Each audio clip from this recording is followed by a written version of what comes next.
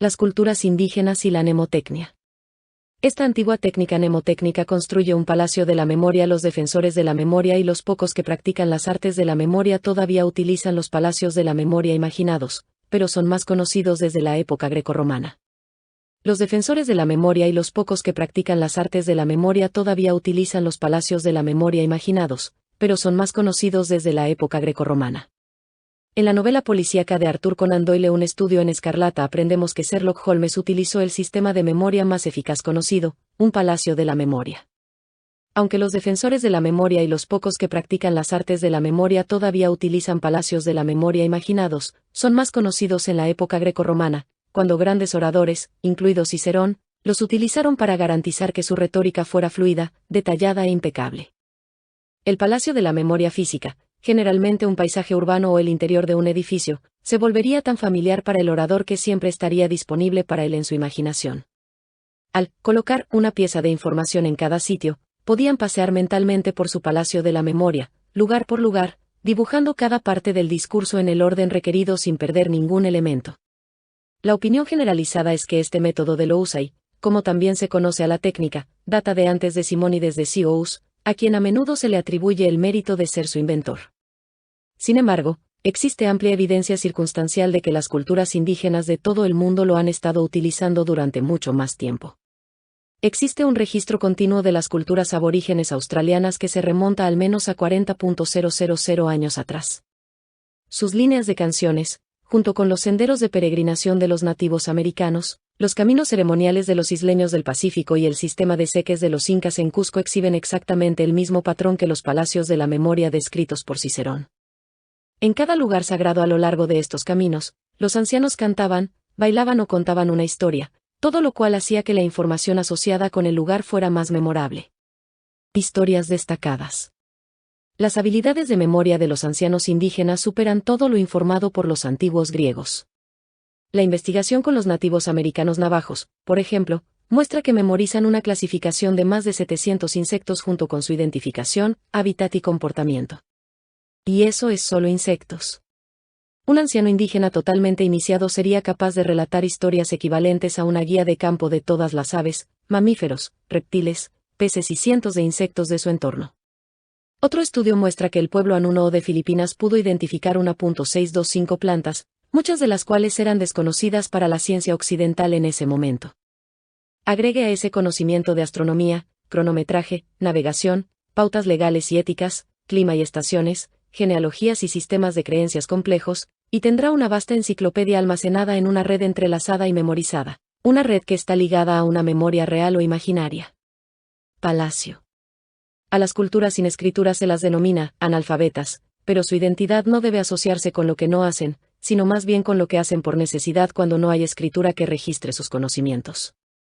Las culturas sin escritura emplean la gama más intrigante de tecnologías de la memoria, a menudo vinculadas bajo el término académico, oralidad primaria, que incluye canciones, danzas, rimas y ritmos, historias y mitología.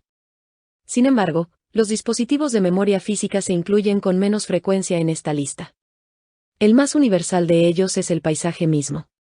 Los palacios de la memoria de los aborígenes australianos se encuentran repartidos por todo el país, estructurados por senderos cantados conocidos como líneas de canciones.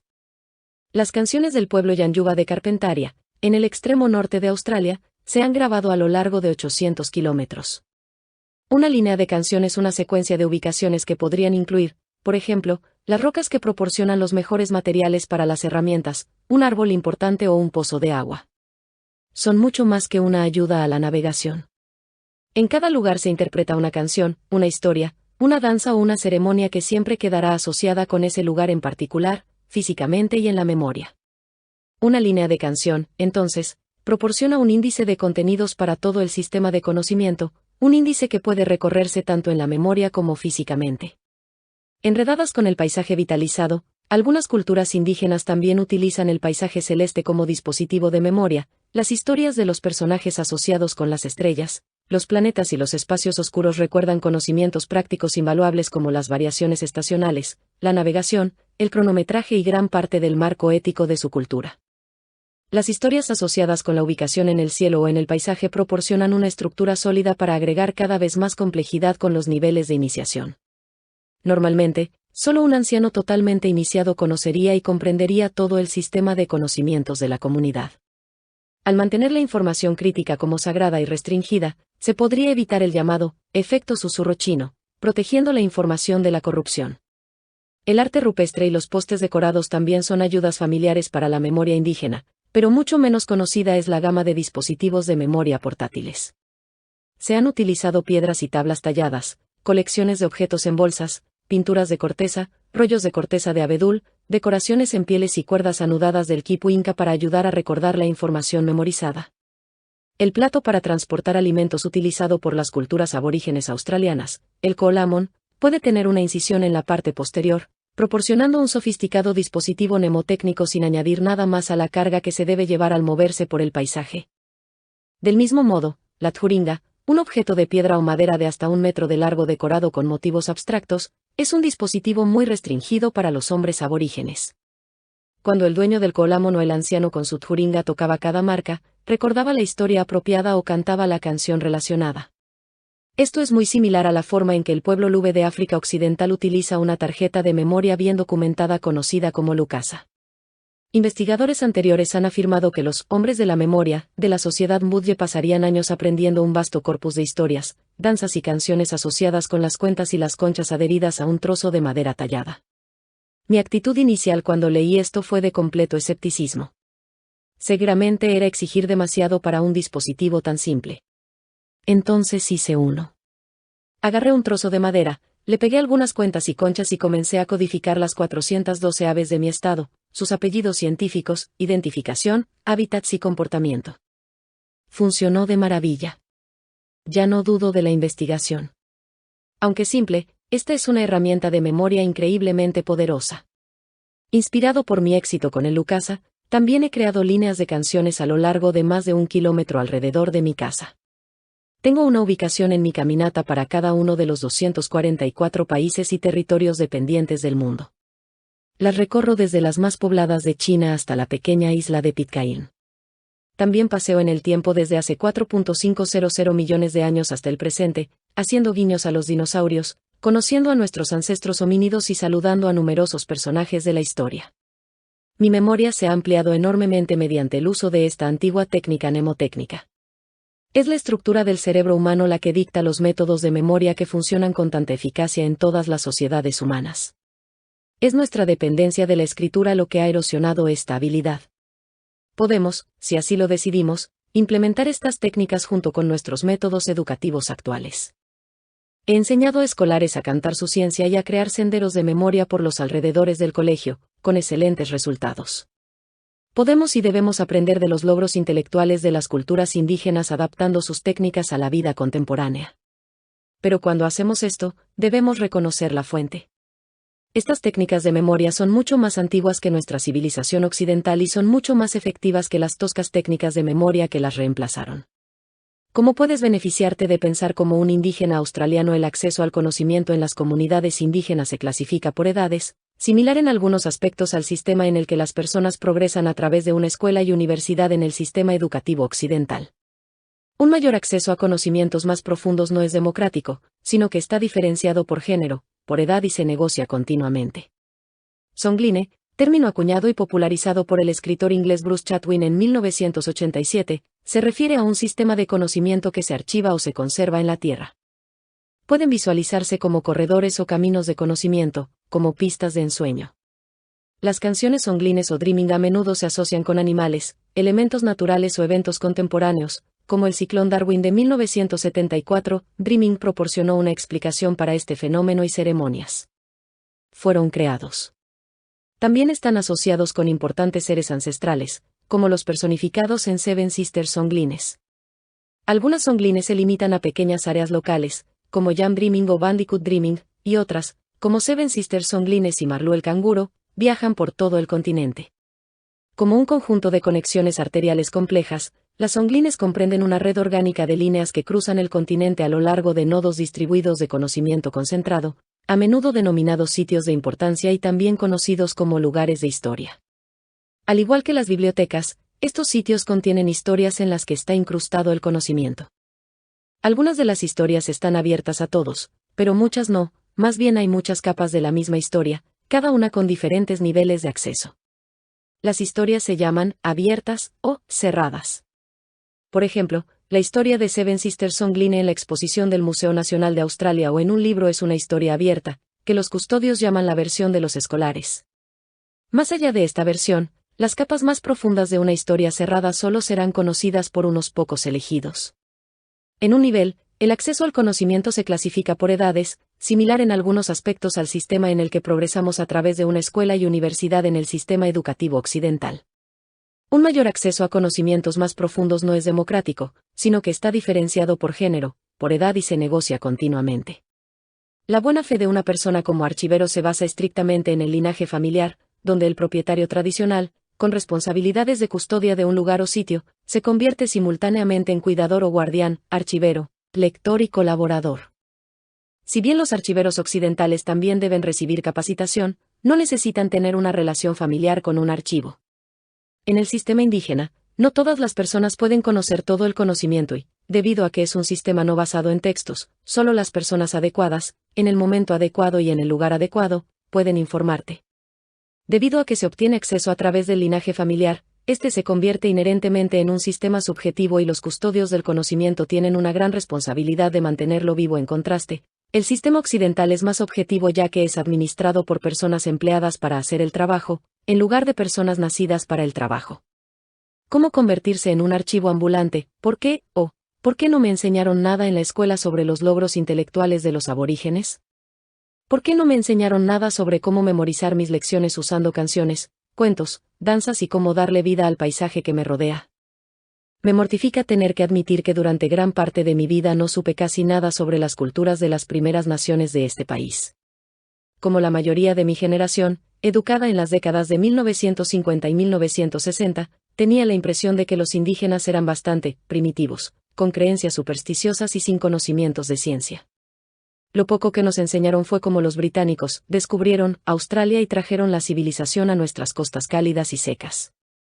Se mencionó de pasada que aquí había habido aborígenes, pero mi impresión fue que eran hombres negros con lanzas y poco más.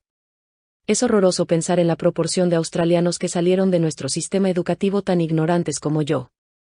Solo cuando comencé a investigar el comportamiento animal para un libro científico sobre cocodrilos me di cuenta de que las historias indígenas no eran simple folclore sino que codificaban información precisa sobre las especies locales. Y lo entendí después de leer solo los cuentos públicos, el equivalente a los cuentos infantiles de la sociedad occidental. Finalmente me di cuenta, los aborígenes no habrían sobrevivido si hubieran vivido en una niebla de superstición y pensamiento no científico. Las canciones, historias y danzas indígenas forman un archivo de conocimientos que incluye información sobre todos los aspectos del mundo natural y sus tradiciones. Empecé a encontrar ciencia aborigen en todas partes. No eran solo los animales grandes como los cocodrilos y los canguros los que la gente podía identificar y contar una gran cantidad de detalles sobre sus hábitos. Conocían todos los pájaros, eran centenares. La mayoría de las personas que conozco apenas podrían nombrar una docena de las aves más comunes, y esto se consideraría increíblemente ignorante dentro de una cultura aborigen. Luego encontré estudios sobre el conocimiento indígena de los cientos de insectos y otros invertebrados en sus entornos. Agregué cientos de plantas, distancias increíbles para viajar, gestión de tierras, genealogías, astronomía, sistemas legales, expectativas éticas. Descubrí que la lista sigue y sigue. Mi pensamiento quedó dominado por una única pregunta: ¿cómo diablos recuerdan tantas cosas? Así fue como me topé con el hecho de que las culturas indígenas tienen habilidades de memoria que necesitaba desesperadamente. Tengo una memoria natural patéticamente mala. En la escuela, materias como historia y derecho eran muy difíciles para mí, mientras que los idiomas extranjeros eran casi imposibles. Probé 3 idiomas diferentes en la escuela y nuevamente cuando era adulto, estudiando durante muchas horas, pero mi cerebro simplemente no retenía el vocabulario. Así que me limité a las materias que podía hacer usando la lógica, matemáticas, física e informática. Comencé mi investigación de doctorado cuando tenía 50 años, analizando el conocimiento indígena sobre los animales. En una de nuestras primeras reuniones, mi supervisora, la profesora Susan Martín, me sugirió que investigara la oralidad y leyera a Walter Ong sobre el tema. Como nunca había oído el término, escribí moralidad, preguntándome si ya había roto algún tipo de etiqueta doctoral. Descubrí que ONG autor del influyente libro Orality and Literacy, hablaba sobre el uso de canciones, cuentos, danzas y una serie de otras técnicas para hacer que la información sea memorable para las culturas del mundo que no usaban un guión escrito. Fue mi primer pequeño paso para comprender cómo la gente de las primeras naciones podía recordar tantas cosas. Pero lo que ONG y otros investigadores de la oralidad no me dijeron fue la tierra. No hubo mención de Dreamings o songlines.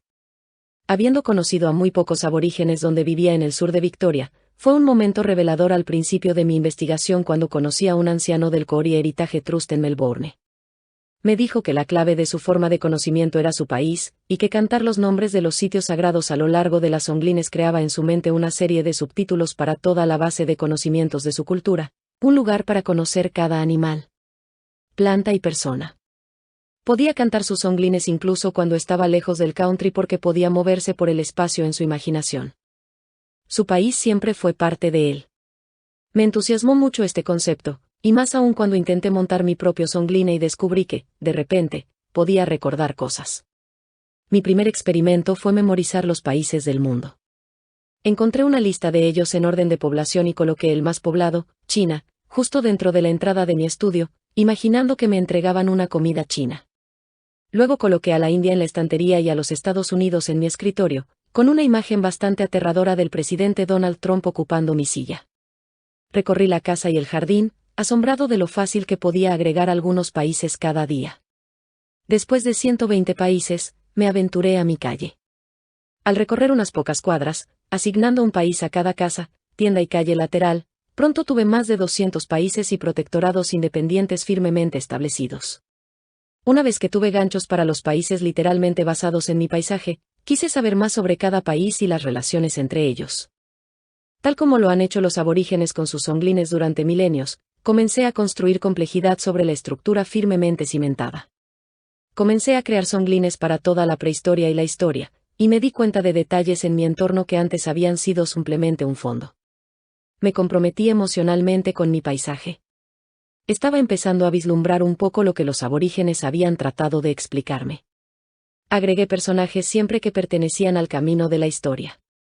Mi barrio cobró vida con personas del pasado y sus historias, Einstein y Homero, Jane Austen y Juana de Arco. Incluso si no me relaciono con ellos cada vez que camino por mi casa y mi jardín o por las calles, siempre están ahí, arraigados en los lugares de mi memoria o viajando conmigo. En mi imaginación, o en el aspecto físico de mi vecindario, puedo caminar por cada espacio de la Tierra, por cada país y por cada continente y océano. Puedo caminar a través del tiempo desde el pasado incomprensible hasta el futuro inconcebible. Ahora tengo un lugar donde colocar a cada persona, cada país, cada acontecimiento, todas las ciudades y lagos, océanos y ríos, cada libro y cada guerra, cada triunfo y fracaso humanos. Mis líneas de canciones ya parecen infinitas. Mi paisaje ha cobrado vida, ya no es pasivo. Empecé a descubrir que existían equivalentes de songlines en todo el mundo, senderos de peregrinación de los nativos americanos, caminos ceremoniales de las islas del Pacífico y antiguos seques incas. A medida que fui adquiriendo más conocimiento sobre la forma en que funcionan songlines, incluso a este nivel superficial, más horrorizado me sentí por el pasado. Si estaba tan absorto en mi paisaje después de solo 1 o 2 años de experimentación, cuán intenso debe ser para las personas que han vivido toda su vida de esta manera, al igual que sus padres y abuelos, al igual que sus antepasados y ancestros durante todos los años. ¿Tiempo? ¿Qué tan traumático debe haber sido presenciar a los invasores construir vallas en todo el país y disparar contra cualquiera que intentara visitar sus lugares sagrados? La crueldad física debe haber sido horriblemente exacerbada por la privación intelectual. Cuando los nativos americanos fueron expulsados de sus tierras hacia las reservas, lo llamaron el Camino de las Lágrimas. El arte indígena funciona como los tableros de memoria utilizados por las primeras naciones en otros países. Caapatjampitjimpa comencé a experimentar con otros dispositivos de memoria que estaba aprendiendo de los pueblos indígenas. Estaba vislumbrando la forma en que el arte en muchas formas es parte integral de los sistemas de conocimiento y comencé a copiarlos. Elegí copiar el ukasa del pueblo Lube de África Occidental, aunque me costaba creer que un trozo de madera tallada con cuentas y conchas adheridas pudiera actuar como el dispositivo de memoria eficaz descrito en la investigación. Estos tableros de memoria son paisajes en miniatura, los caminos que los atraviesan son líneas de canciones en miniatura.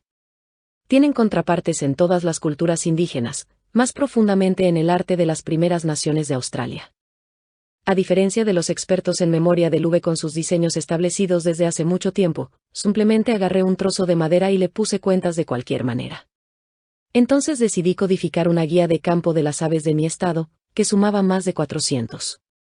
Cada cuenta se convirtió en una familia, canté a las familias. Cada familia tiene una historia adjunta, dándome todas las especies que la componen e información sobre ellas. Los pájaros se transformaban en humanos y volvían a ser pájaros, dependiendo de a dónde me llevara la historia.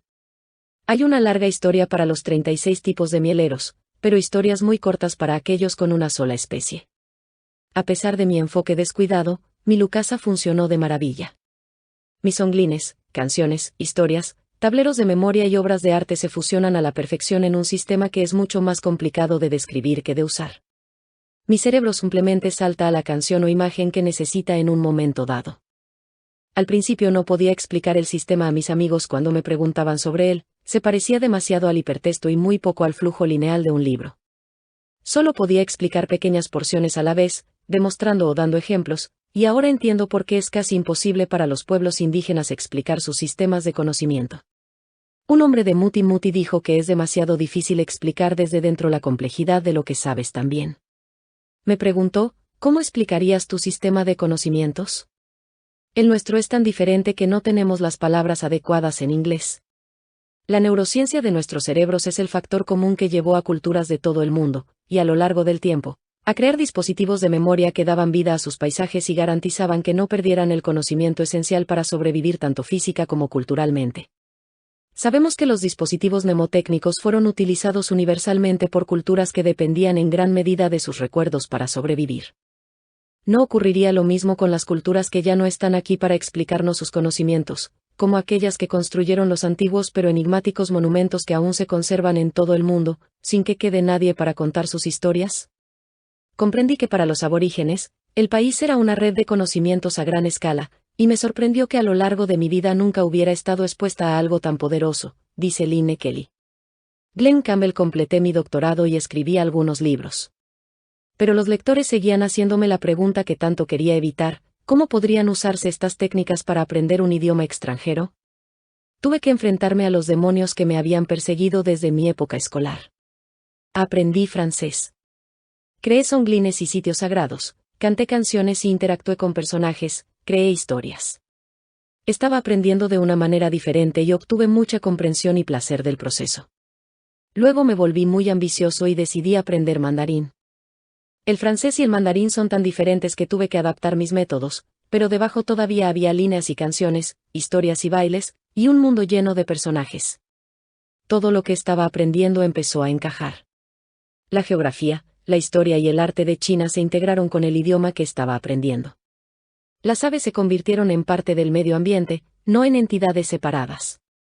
Pude ver que todo tenía un lugar y tenía nombre y podía ser conocido. Entendí que para los aborígenes el país era una red de conocimientos a gran escala y me sorprendió que a lo largo de mi vida nunca hubiera estado expuesto a algo tan poderoso. Los observadores no indígenas expresan su sorpresa ante la respuesta emocional que se muestra cuando se cantan los nombres de los lugares de un songline, pero a mí esto ya no me sorprende. Cuando enumero las ubicaciones de una de mis songlines, mi mundo está lleno de personajes, imágenes, historias divertidas, tristes o aterradoras, y una valiosa reserva de conocimiento. Canto mis canciones en la ducha. Canto cuando cocino o hago jardinería. Alto y claro, canto mi conocimiento. Mi mundo ahora es mucho más rico que antes. No he perdido nada del amor que tengo por los libros y la tecnología, pero ahora tengo un montón de nuevas herramientas para aprender de una manera diferente. Lo pragmático y lo mitológico, lo utilitario y lo emocional, lo indígena y lo occidental, todos se funden en un todo maravilloso y complejo. Ahora que he experimentado este tercer archivo, nunca dejaré de aprender. Lynne Kelly. Todo y todos están relacionados. Al igual que Lynne, podría preguntar por qué, o, ¿por qué no me enseñaron sobre mi gente en la escuela? Y además, cuando lo era, ¿por qué me enseñaron una versión tan limitada y denigrante? Cuando yo era niño, en las décadas de 1950 y 1960, mi educación estaba muy sesgada hacia el sistema educativo occidental. La sociedad en la que vivía, fuera de mi familia, no era aborigen. Como muchos, si no la mayoría, de los que vivimos en los pueblos y ciudades del sureste urbanizado, Ciertamente no aprendí el conocimiento almacenado en country, aunque lo aprendí más tarde. Crecí en un pequeño pueblo rural de Victoria sin presencia visible de aborígenes alrededor. Margon Hill, a la derecha, con el anciano Stanley Douglas en Australia del Sur.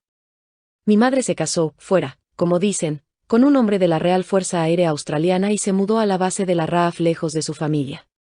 En retrospectiva, estaba aprendiendo fragmentos de la cultura aborigen remanente de mi familia, pero era encubierta, y de mi madre principalmente a través de las muchas expresiones que usaba. A mi abuela le encantaban los viajes al monte, y alrededor del Billy oíamos historias y cantos de pájaros, animales y tótems, salpicados de palabras inusuales, y de su deseo de volver al campo. Su país parecía un lugar fantástico perteneciente a otro mundo, y en otra época, sin embargo, nos sentábamos a menudo en él. Este manto de secreto que rodea a nuestra aborigen me pareció misterioso y atractivo. Bill Onus, presidente de la Liga de Avance de los Aborígenes de Victoria, en 1967. En mi casa en los años 50 no teníamos televisión, libros o revistas, ni conversaciones sobre lo que debería pensar de ser de ascendencia aborigen o de pueblo aborigen en general. No había otros niños aborígenes en la escuela que yo pudiera notar, así que me sentí especial y diferente. Pero sabía que no debía hablar de eso. Era mi pequeño secreto. Sin embargo, me encantaba interpretar a la niña aborigen en todos los juegos, construir miamías o jorobas, como se llamaba entonces a los refugios aborígenes. Me paré sobre una pierna, recogí comida, molí semillas, hice amortiguadores, pinté y organicé a otros para que realizaran la ceremonia conmigo. No fue hasta años más tarde que, junto con mi extensa familia Gumbaingir, comencé a asistir a las ceremonias de fumar del día de Año Nuevo en country, empleando muchos de los elementos que había ensayado inocentemente cuando era niño y que luego vi en la práctica cultural en Arnhem Land. Desde entonces me he convertido en la reina amortiguadora inigualable de mi clan. Yo tenía 18 años cuando se celebró el referéndum de 1967. Fui a la escuela de profesores en la gran ciudad de Melbourne y aproveché mi primera oportunidad, en 1968, de ir al desierto en una excursión de profesores en formación. La mayoría de los otros estudiantes fueron a Whitsundays u otros lugares más normales, pero esto es lo que yo estaba esperando, conocer a la gente del desierto que había visto en libros ilustrados, ir a algún lugar para sentir el pulso del país con el idioma. La ceremonia y el ensueño, que los forasteros llamaron entonces el tiempo del sueño. Aunque no significaba mucho fuera de contexto, recorrí las pistas de Dreamtown, aprendí sobre los tótems de los que había hablado mi abuela, la zarigüeya y la cacatúa. Visité sitios y cuevas con los ancianos, me senté alrededor de fogatas y sentí el latido de las canciones que parecían cánticos y los palos silbando en el aire de la noche y el suelo vibrando bajo los pies de los bailarines. Fue una experiencia más cruda y auténtica que muchas de las giras culturales bien empaquetadas y ensayadas de hoy en día. La comunicación con la gente de la comunidad no fue un problema, su inglés era tan bueno como el mío, si no mejor. La mayoría de ellos habían estado en la misión de Hermannsburg, donde eran beneficiarios de una educación bilingüe. Pero me enviaron a logopedas de la escuela de profesores para que me curaran de mi inglés aborigen antes de que se lo causara a los estudiantes. Un día, mientras subía una colina con jóvenes guías aborígenes, recuerdo haber cantado la conmovedora canción gospel We Shall Overcome, popularizada por el cantante y activista folk estadounidense Pete Seeger. El territorio del norte se estaba preparando para el movimiento por los derechos sobre la tierra que culminó en la Ley de Derechos sobre la Tierra de los Aborígenes del NT de 1976. Algo se agitó muy dentro de mí. Quería saber más, sentir más, reconectarme con un pasado aborigen para complementar mi vida urbana contemporánea. Estaba buscando ampliar mi educación para incluir la clásica, del mismo modo que los australianos italianos podrían ir a Italia para completar su educación. Muchos aborígenes urbanos, incluidos los artistas Trevor Nichols y Lynn Onus, hicieron esto en los años 1970 y 1980. Lynn se refirió a sus visitas anuales a Arnhem Land como peregrinaciones. Completar mi educación de esta manera claramente no era posible bajo el sistema educativo de la época, pero ahora no había vuelta atrás. Al cabo de 2 años estaba en el viejo Trengan rumbo a Alice Springs, luego en un avión a Darwin y en un vuelo charter a la isla Milinjimby, me llevó 4 o 5 días en total. Esto fue durante los últimos vestigios de la era asimilacionista. Ubicada en el grupo de las Islas Cocodrilo en Arnhem Land, cerca del continente, Milinjimby fue una misión metodista y luego de la Iglesia Unida. La era de las misiones estaba dando su último aliento, y mi esposo Bruce y yo fuimos enviados allí como maestros por el Departamento de Bienestar del NT porque ya no podía encontrar suficientes misioneros para dotar de personal a sus escuelas. En nuestro primer día en Milinjimbi, en enero de 1971, unos escolares me preguntaron, ¿es usted profesor o cristiano? Hasta entonces solo habían experimentado misioneros, y con este goteo de gente nueva llamada maestros que llegaba a su mundo, personas que se veían y se comportaban muy diferente a los misioneros y que se mezclaban con ellos, tuvieron que extender su categoría de outsiders a más de uno tipo de personas sino dos. Éramos apenas los segundos no misioneros en llegar a este lugar insular que había estado en gran medida cerrado al mundo exterior durante casi 50 años, aunque había sido ocupado de diversas maneras durante decenas de miles de años por el pueblo Yolu. Obras de arte creadas en la isla Milinjimbi, Nt. Sasa Titechkoski. Los misioneros me dieron un amplio margen. Fui subversivo de varias maneras, como socializar con los negros locales, tenerlos en nuestra casa y otros actos cobardes como exhibir carne. Me sumergí, y no solo en el barro de los manglares, donde fui a pescar cangrejos con las mujeres y aprendí su cultura y tradiciones gupapuingu. Pintada, con los pechos desnudos y bailando en ceremonias antes de que se volviera popular entre los forasteros de los últimos días, aprendí el idioma y me iniciaron en el grupo de pieles Bangadidhang y me dieron el nombre de Burria. El nombre que se le dio definió su relación con su grupo de piel y grupos relacionados, lo que determinó sus roles y responsabilidades y aseguró un intercambio intercultural de bienes, habilidades y conocimientos. Fue en Milinjimbi donde aprecié por primera vez lo que significaba la conectividad en la sociedad aborigen tradicional, particularmente en relación con el sistema de parentesco, donde todo y todos están relacionados y conectados con todo lo demás. Este sistema es a la vez rígido en estructura y flexible y adaptable al cambio. Peggy Anderson Napurula, originaria de Papunya en el desierto occidental, se había casado con James Gurruangu, un hombre de Milinjimbi, un hombre local de Gupapuyo a quien había conocido en Cormilda College, una escuela residencial postprimaria en Darwin para estudiantes aborígenes. Esta unión era muy inusual, ya que el sistema de mitades determinaba estrictamente los matrimonios con los grupos de piel relevantes dentro del mismo grupo lingüístico. Casarse por amor no estaba permitido.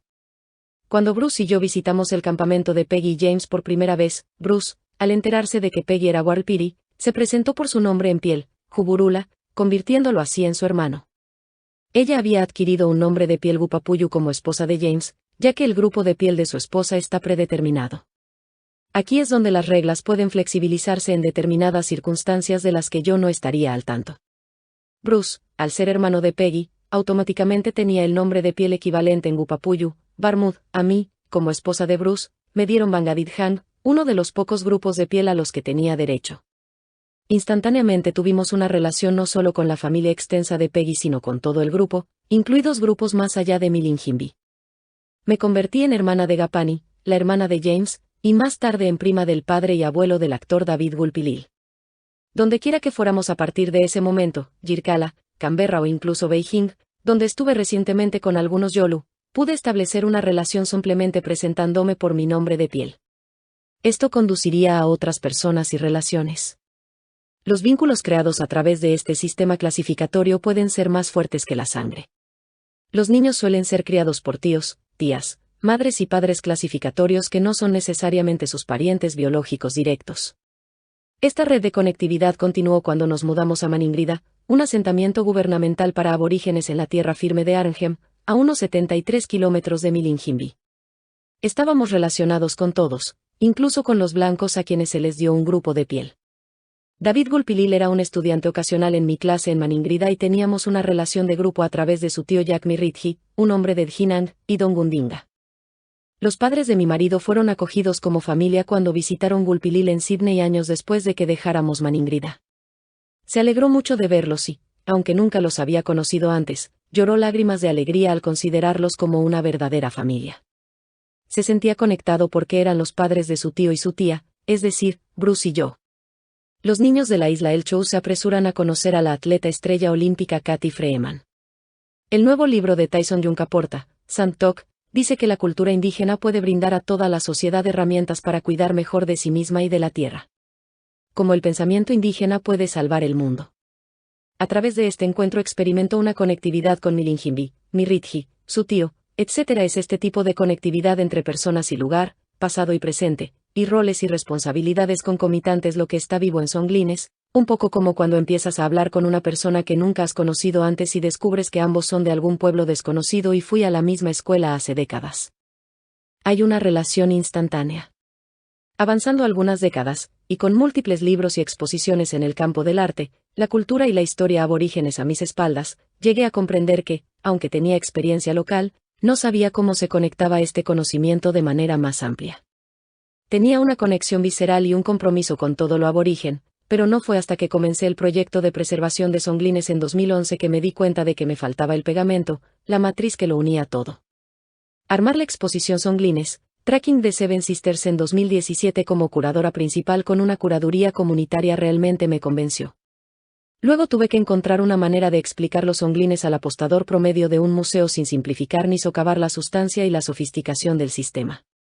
Si Songlines como sistema integrado de conocimiento está encarnado, necesitaba transmitirse de manera experiencial a través de sitios vinculados en country, al menos virtualmente. Por lo tanto, se mapearon 3 desiertos a lo largo de la galería y se dibujaron songlines en pedestales como guías que los visitantes de la exposición podían seguir. Las pinturas se convirtieron en portales a lugares donde se almacenaba principalmente el conocimiento, listos para ser activados por los viajeros participantes, como llamé a los visitantes de la exposición. Los ancianos aparecieron en pantallas de tamaño natural en lugares estratégicos para autorizar el viaje de cada viajero y ayudar en la plasmación de la historia. Y funcionó. Leer el libro de Lynne Kelly, The Memory Code, fue la guinda del pastel. Lynne añadió los ingredientes que faltaban a la matriz. Si bien había experimentado songlines en acción sobre el terreno, aprender sobre las vías neuronales y la escala global de los sistemas mnemónicos fue alucinante. Era la World Wide Web original. Sin embargo, cuanto más aprendo, más me doy cuenta de que no lo sé. Lynne Kelly es investigadora, educadora científica y autora de Memory Craft y de Memory Code,